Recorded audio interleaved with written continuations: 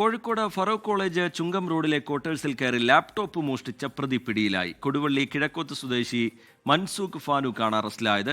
സ്വകാര്യ ബസ്സിലെ CCTV ക്യാമറയാണ് നിർണായകമായത്. ദീപക് ധർമ്മടം വിവരങ്ങളുമായി കോഴിക്കോട്ട് നിന്ന് ചേരുന്നുണ്ട്.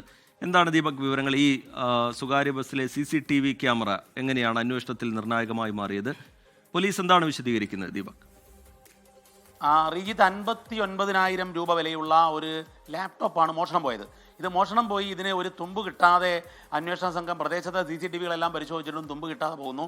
ആ ഘട്ടത്തിലാണ് പോലീസിന് ഈ മോഷണം നടന്ന സമയത്ത് അതിലൂടെ പോയിരുന്ന ഒരു വാഹനത്തിൻ്റെ CCTV, അതായത് ഒരു ബസ്സിൻ്റെ CCTV ദൃശ്യം ശ്രദ്ധയിൽപ്പെടുന്നത്. അങ്ങനെ ബസ്സിൻ്റെ CCTV ദൃശ്യം ശേഖരിക്കുന്നു. അതിൽ നിന്നും കൃത്യമായി മോഷണത്തിൻ്റെ ദൃശ്യങ്ങൾ ലഭിക്കുന്നു. അങ്ങനെയാണ് നമുക്ക് ആ ദൃശ്യങ്ങളിൽ ഇപ്പോൾ സ്ക്രീനിൽ കാണുന്നത് ഈ ബസ്സിൻ്റെ പുറകുവശത്തുള്ള CCTV ദൃശ്യങ്ങളാണ്.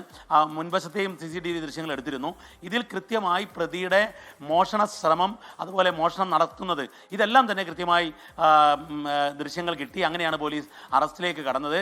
അതിനുശേഷമുള്ള ചോദ്യം ചെയ്യലിലാണ് ഇയാൾ വിവിധ സ്റ്റേഷനുകളിൽ സമാനമായ സ്വഭാവത്തിലുള്ള മറ്റു കുറ്റകൃത്യങ്ങളിൽ പങ്കാളി ആയിരുന്നു എന്നുള്ളത് കൂടി കണ്ടെത്തിയത്. അതായത് സാധാരണഗതിയിൽ ഈ സ്ഥാപനങ്ങളുടെ CCTV ദൃശ്യങ്ങളാണ് പോലീസ് തെളിവായി സ്വീകരിക്കാറുള്ളത്. പക്ഷേ എന്നാൽ ഇതിൽ ഫറൂഖ് ACPയുടെയും അതുപോലെ തന്നെ ഫറൂഖിലെ സ്ക്വാഡിൻ്റെയും നേതൃത്വത്തിലാണ് ഈ കേസ് അന്വേഷിച്ചത്. അതിൽ നിർണായകമായ ഈ ബസ്സിൻ്റെ CCTV കൂടി കേസിൽ തെളിവായി വന്നു എന്നുള്ളതാണ് ഇതിൽ നിർണായകമായത്.